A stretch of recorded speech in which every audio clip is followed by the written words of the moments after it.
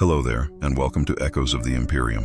I'm truly glad you've arrived. Maybe it's been a long day, or maybe you're the kind of soul who prefers to drift into sleep with thoughts of distant stars and ancient cosmic secrets instead of counting sheep. Either way, tonight's journey belongs to you. You don't need to do anything now, just rest. Let your mind grow quiet, your breath steady, and your body feel lighter, as if even the pull of gravity has begun to fade away.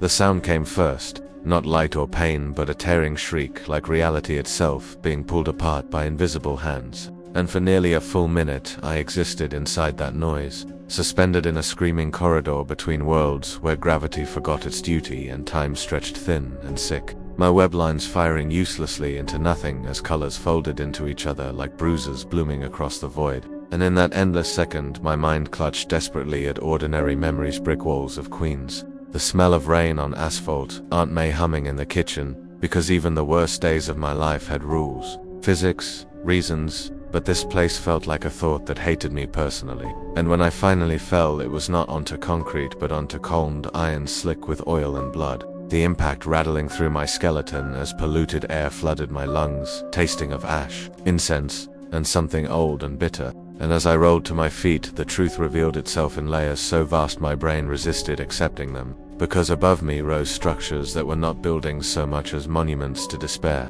Gothic spires the size of mountains braced with flying buttresses carved from bone and scripture, their walls embedded with skulls so ancient they had become part of the metal itself, saints screaming eternally in relief. And the sky overhead was a permanent wound of smoke and smog through which kilometer-long warships drifted slowly like patient executioners, their hulls studded with cathedral windows glowing dimly as if lit by dying stars. Every instinct screamed that I was being watched, not with curiosity but with process and protocol, the feeling of being catalogued rather than observed, and that fear sharpened when I noticed the first human below me, a thin man in threadbare robes dragging a corpse by a chain as casually as trash. His lips whispering prayers not for mercy but for endurance, the kind of prayer spoken by someone who knows mercy is no longer an option. And when his eyes met mine, he did not ask who I was or beg for help.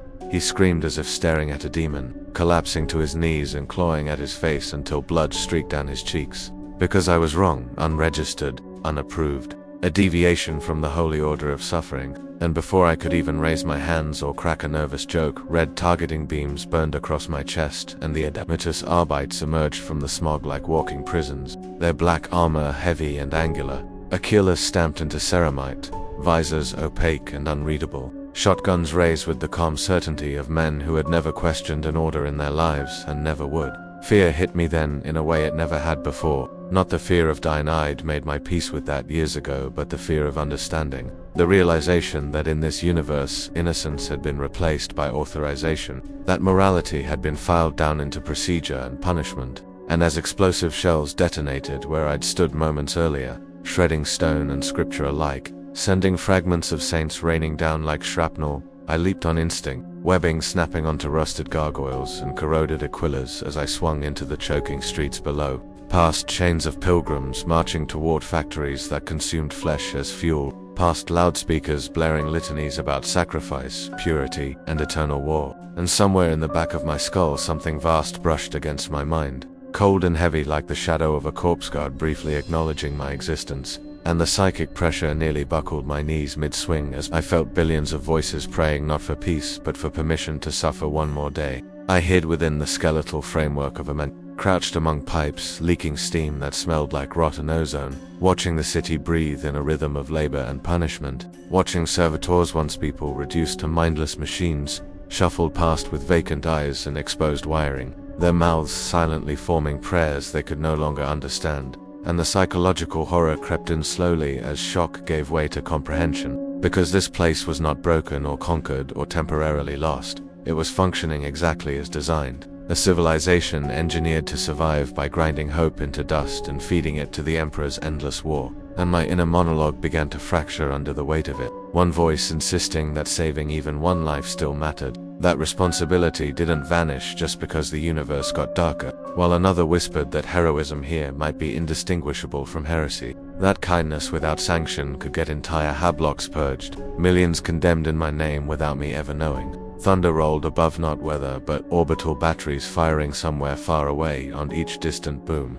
reminded me how small I was. A red and blue anomaly in an empire of black and gold that spanned a million worlds. And as searchlights swept the streets and voxcasters crackled with orders to locate and eliminate an unidentified Xenos or mutant presence, I understood with a cold certainty that this was only the beginning, that the Imperium would notice me properly soon, and when it did, it wouldn't ask whether I was a hero. It would decide whether I was useful, or whether my death would serve the Emperor better. And crouched there in the shadows of impossible cathedrals, listening to a city pray itself numb, I felt a fear deeper than any villain had ever given me. The fear that in a universe built entirely on war, saving lives might be the most dangerous crime of all.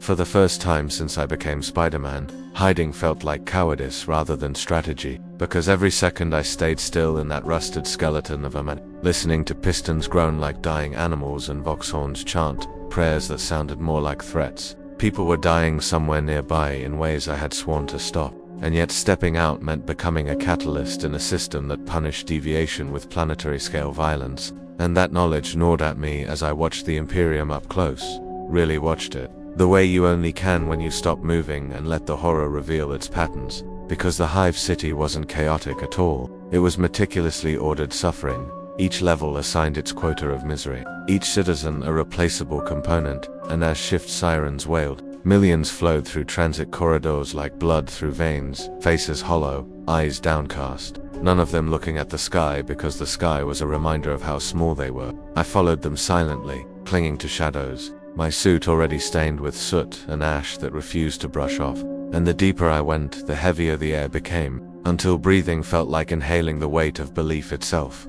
And everywhere the Emperor stared back at me, from murals 10 stories tall to coin-sized icons pressed into foreheads with devotional scars, his skeletal visage rendered not as a savior but as an inevitability, a reminder that even gods could rot and still rule. And I felt that presence again, faint but constant, a psychic gravity pressing inward, not a voice but a pressure that flattened thought. And for the first time it occurred to me that maybe he was dead, and maybe that didn't matter at all. The first scream came from a processing hall below, sharp and brief, cut off mid-note, and without thinking I dropped down, webbing catching a railing as I swung into a chamber lit by furnace glow, where I saw it happen, the moment that rewrote my understanding of evil, because there was no villain here, no cackling mastermind. Just a line of workers shackled together being fed into a colossal machine, their bodies stripped, rendered, recycled into nutrient paste and fuel, overseen by robed officials calmly marking tallies on data.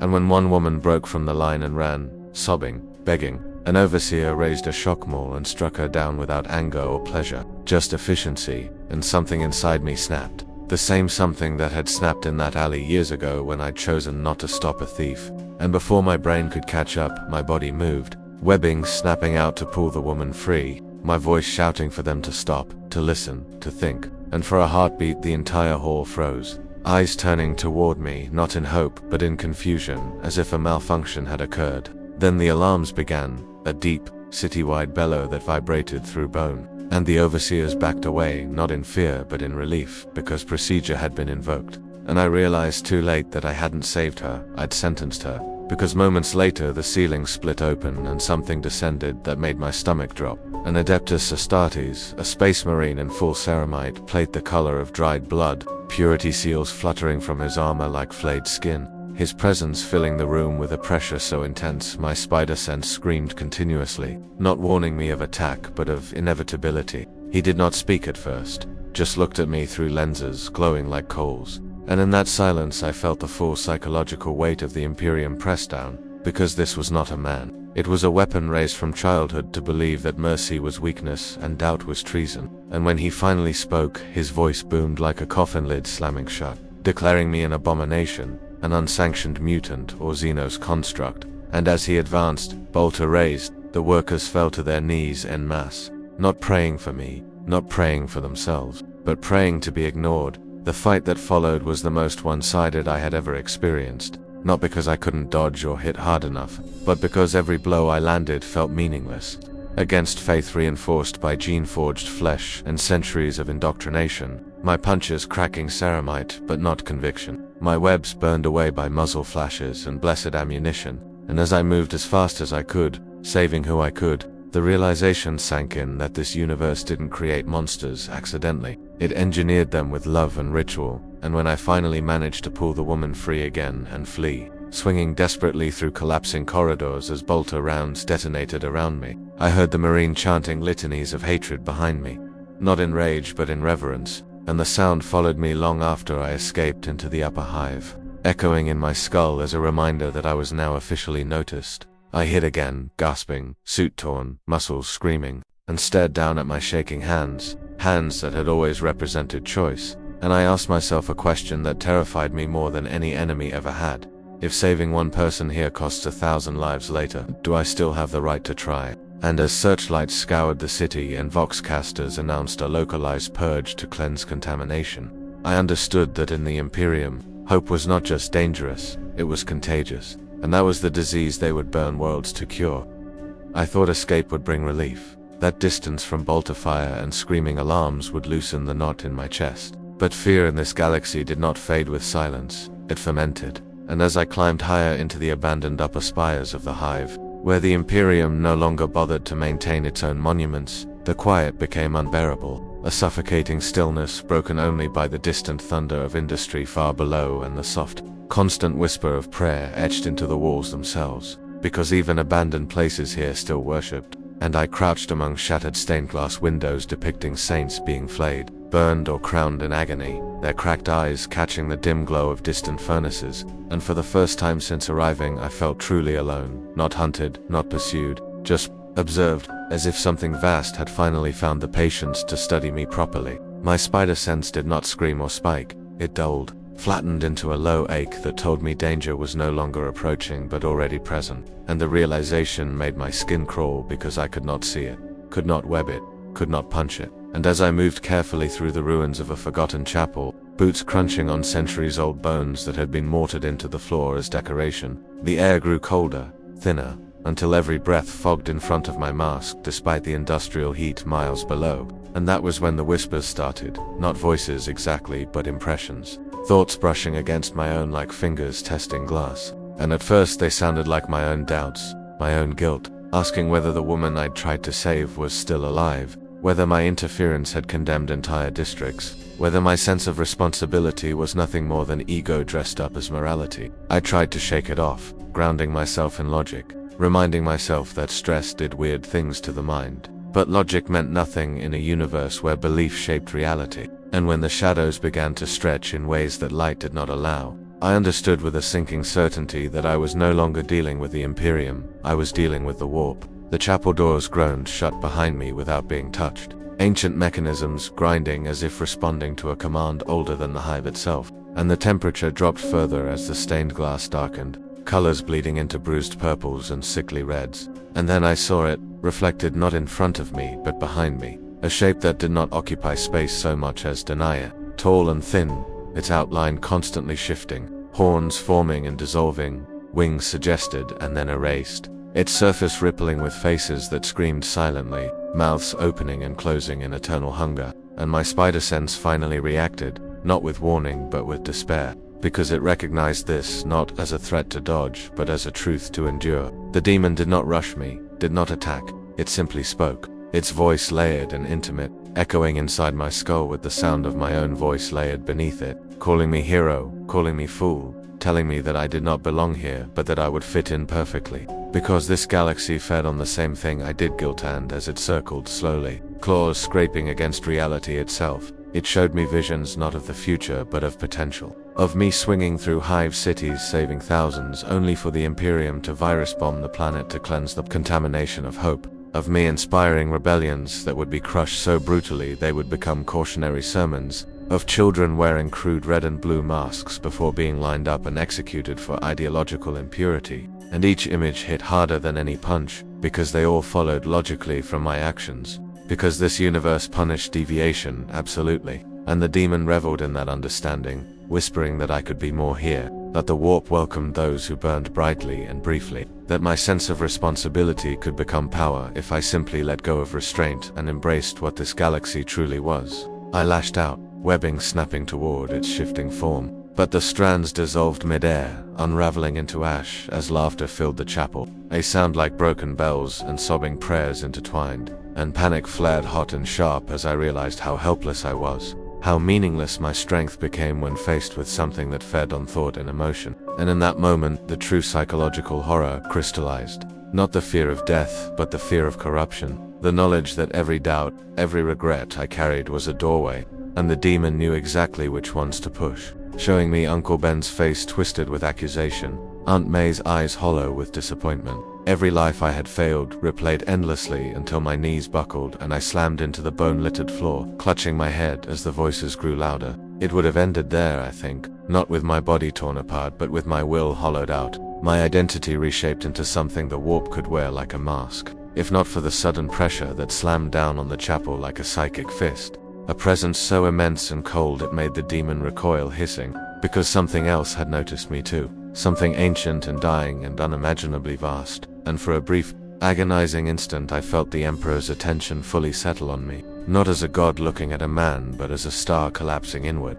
crushing thought and emotion alike, and in that crushing silence the demon fled, unraveling into smoke and screams as the stained glass shattered outward in a shockwave of force, leaving me alone in the wreckage, gasping, every nerve screaming as if I'd been flayed from the inside. I lay there for a long time, staring up at a sky briefly visible through the ruined roof, watching ash drift down like snow, and when I finally pulled myself upright, my hands were shaking worse than before, because I understood something that terrified me more than the demon ever could. The warp had tasted me, the Emperor had noticed me, and I was now a point of interest between forces that destroyed worlds as collateral. And as I limped back into the shadows of the hive, heart heavy with dread, I knew that staying unnoticed was no longer an option, that whether I wanted it or not, I had become part of this galaxy's great, grinding horror, and the question was no longer whether I could survive here, but whether I could do so without becoming exactly what this universe wanted me to be.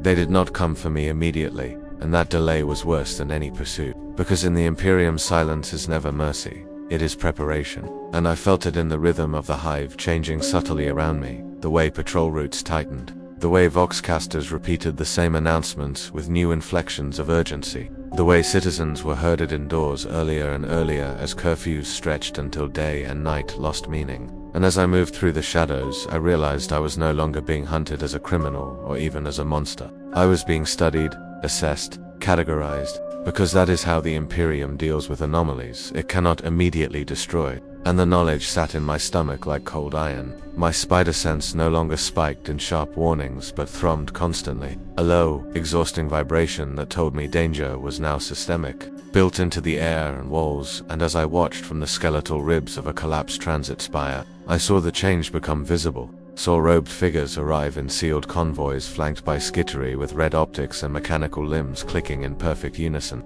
saw the symbol of the Inquisition stamped onto barricades and data slates, and something inside me tightened, because back home there were lines even the worst authorities hesitated to cross. But here the Inquisition existed specifically to erase lines, to decide what reality was allowed to continue existing. I tried to stay ahead of them, to move before patterns fully closed around me, but the hive itself began to betray me, doors sealing unexpectedly, maintenance shafts rerouting, machine spirits denying access as if the city had been taught my shape and decided it did not belong. And more than once I had to tear my way through ancient metal with strength that felt obscene in a place where humans broke themselves, daily just to keep lights on, and every act of force felt like another mark against me in some invisible ledger. It was during one of those disparate movements, ducking into an abandoned hab chapel thick with incense residue and old bloodstains, that I heard the voice meant for me, not whispered by demons or pressed into my thoughts like the Emperor's crushing attention, but spoken aloud with calm, human authority.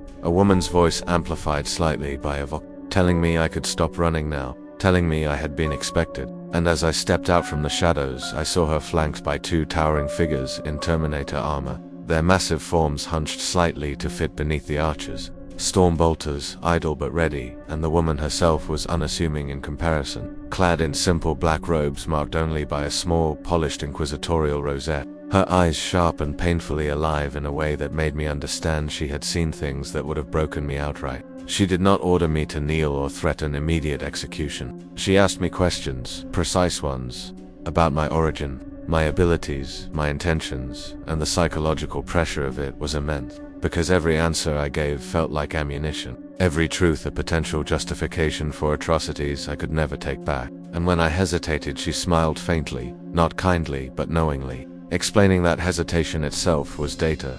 That my refusal to immediately lie or submit told her far more than compliance ever could. She spoke of sanctioned mutants, of psychers fed to the Golden Throne, of heroes elevated to symbols and then hollowed out until only usefulness remained. And she told me, calmly, that I represented a rare convergence of physical capability, moral conviction, and inspirational potential, and that such things were too valuable to waste on simple execution. And hearing that made my blood run cold, because I understood what the Imperium did to valuable things, how it stripped them down and repurposed them until nothing personal remained. When I refused her offer, because of course I did, because the idea of becoming a sanctioned weapon of a regime that burned worlds to preserve doctrine made my skin crawl, her expression did not change. She simply nodded and remarked that this outcome had also been predicted, and at her signal, the chapel walls ignited with sigils of binding, glowing symbols that burned my eyes and sent needles of pain through my skull as they resonated with the war, designed not to kill me but to immobilize, to hold me in place like a specimen pinned for dissection. And as I struggled, muscles screaming,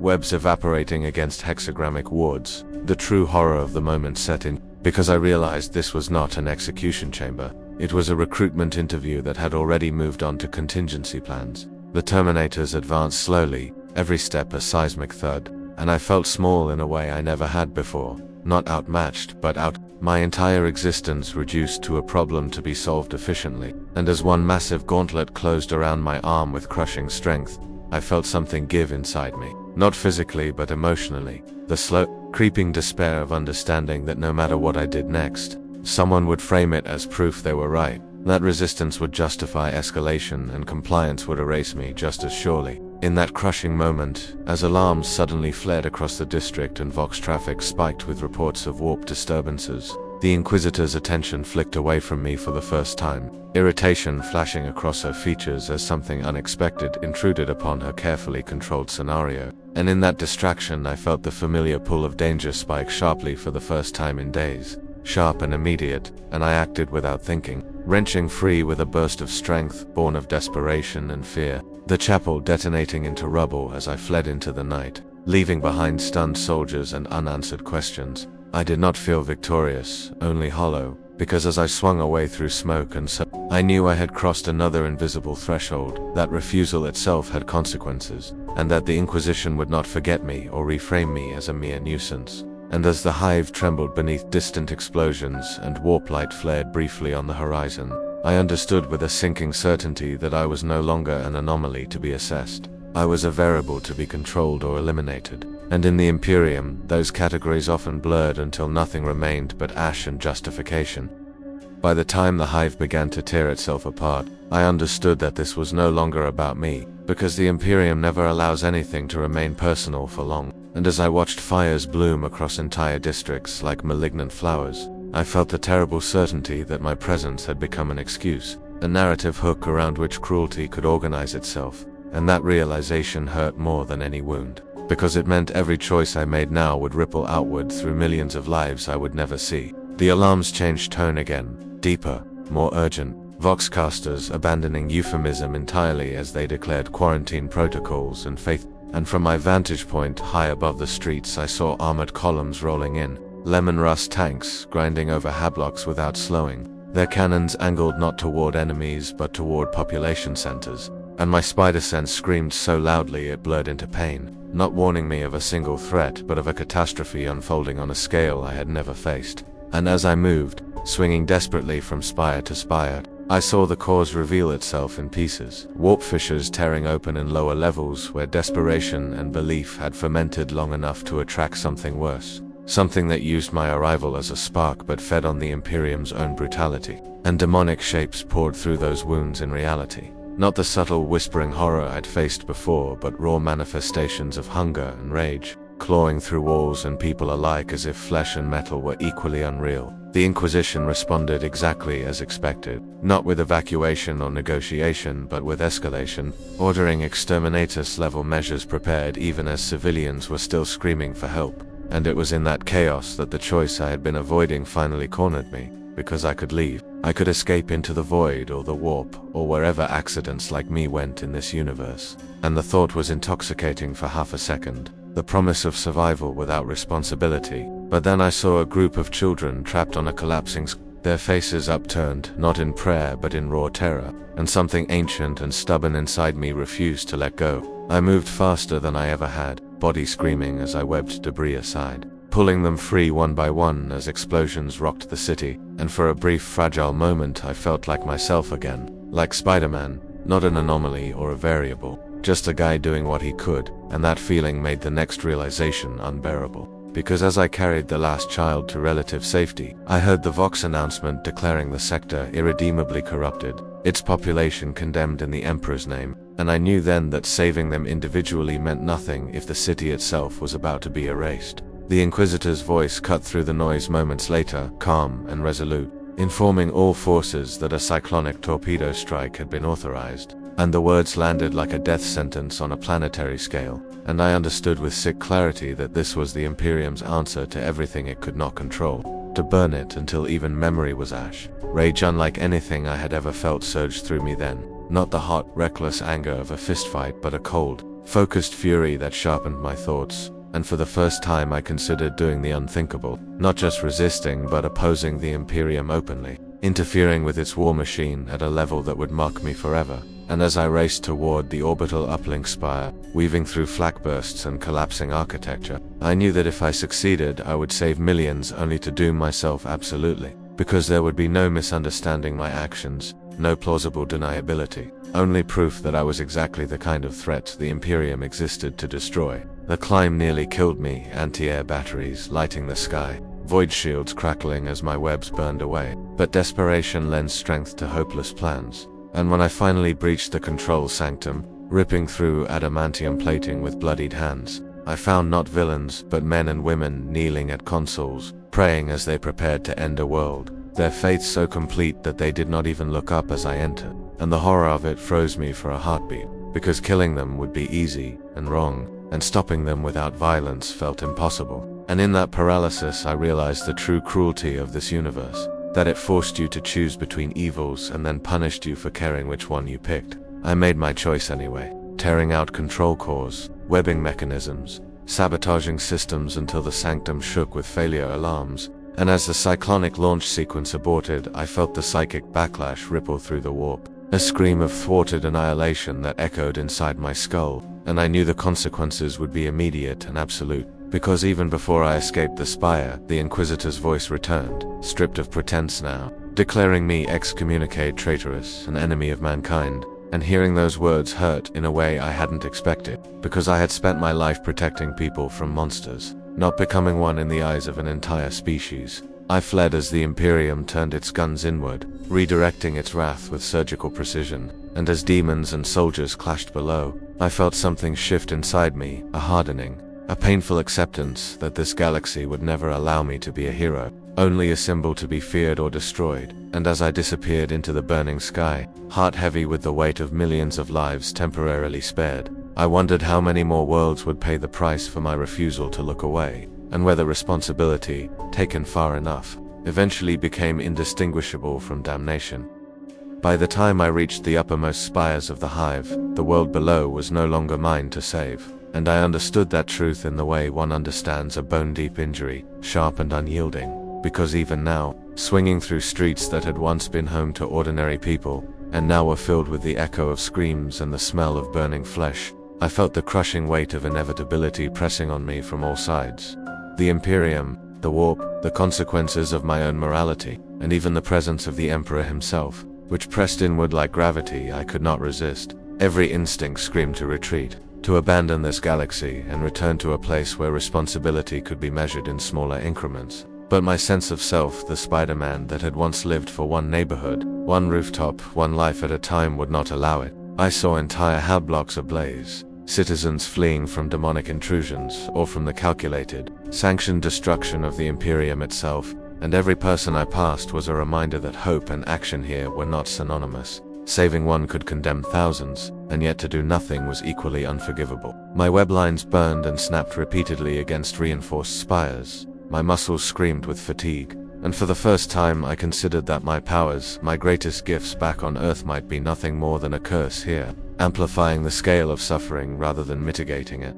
Somewhere above, orbital guns fired with methodical precision, each impact tearing apart buildings that still held hundreds of innocent people. And as I dodged the resulting debris, I realized the horror of the Imperium was systemic, not personal. There was no villain to face, no evil to punch through, only a galaxy functioning as intended, with me caught in the middle like a flickering candle in a storm. The warp disturbances flared again, sending phantasms across the skyline, shadowy figures, tentacled horrors, faces of the damned twisted into screaming relief and accusation, their forms flickering as if reality itself were unsure whether to admit them, and my spider sense pulsed like a hammer in my skull, a warning that did not tell me what to do but reminded me that survival alone would not be enough. I swung into an abandoned manufactory where the walls were etched with litanies of punishment and blood, the air thick with incense and rot. And there I found them, children hiding, barely alive, wide-eyed with terror, looking up at me not as Spider-Man but as a symbol of something larger, something they barely comprehended but desperately clung to. My chest tightened as I realized I could not save them all, but I could not leave them either, and for the first time, I fully understood the depth of moral calculus demanded by this galaxy. Every choice carried consequence, every act of compassion a seed of catastrophe. And yet the alternative was silence and inaction. I made my decision quickly, fueled by fear and clarity alike, webbing the children to safety, swinging through collapsing walkways, dodging demon claws and bolter fire with every ounce of strength. And for one fleeting moment, it felt like victory. But the moment dissolved as a psychic pulse erupted from a nearby warp rift, knocking me from the air and sending visions into my mind, entire planets aflame, millions of people screaming in pain. The Emperor's gaze upon me, not angry, not approving, but weighing. Indifferent and absolute, and I realized the galaxy would never forgive me, even for what I had done in the purest spirit of heroism. My hands shook as I clung to a ruined spire, looking down on a city of smoke and ash, and my inner monologue fractured under the immensity of it all, one voice insisting that I had done the right thing, saved lives when I could, acted despite impossibility, another whispering that I had overstepped, that my interference had now marked me as an enemy to be destroyed, and that the Imperium's machinery would not rest until I was nothing more than a warning. In the distance, I saw movement unlike any I had seen before, an immense figure descending from the sky, a combination of technology and demon-wrought flesh. Vast and horrifying, orbiting soldiers crushed beneath it like toys, warp energy searing the air with purple flame, and the presence of it made me understand the scale of this universe in a way nothing else could. I swung closer, my mind calculating, my body moving faster than fatigue should have allowed, and for the first time I embraced the paradox of my existence here. I could not be a hero in the traditional sense, but I could act, I could resist, and even if the cost was annihilation, the alternative, passive acceptance, was worse. The final confrontation did not arrive with a bang or explosion, but with quiet inevitability. I faced the warp entity, the Inquisitor, and the remnants of the Imperium's forces simultaneously, and for a long moment, suspended between collapsing spires and the edge of madness, I understood what it meant to be human here, to act not because the universe rewarded it, not because it was safe, but because morality and choice were themselves the last defiance against the grinding machinery of inevitability. My webs lashed out, binding devices and debris, redirecting fire, creating temporary havens, while my mind raced through every tactic, every desperate measure I had ever learned. And as the entity recoiled, confused by the interference, I realized something deeper. Survival was not the point, and heroism was not measured in victory, but in persistence, in acting despite certainty of consequence. When the final rift closed and the immediate threat dispersed, I stood alone atop the highest spire. The Hive City below scarred but still breathing, the warp briefly stilled, and I allowed myself a single, quiet breath, knowing that what I had done had delayed disaster but not ended it, that the Imperium would eventually correct the deviation and punish the anomaly, and that I could not stay. For the first time since I arrived, I understood that in this galaxy, hope was a weapon, and wielding it meant sacrifice beyond comprehension. I leaped from the spire into the stormy sky, webs flaring against smoke and flame, carrying not the illusion of victory but the resolve to continue fighting, to move, to act wherever the universe demanded defiance, even when it punished such acts with the weight of worlds. And as I swung into the night, red and blue against the grimdark canvas of war, I felt a strange clarity. I may never be a hero in the eyes of this galaxy, but I would never stop trying to be one in spite of it.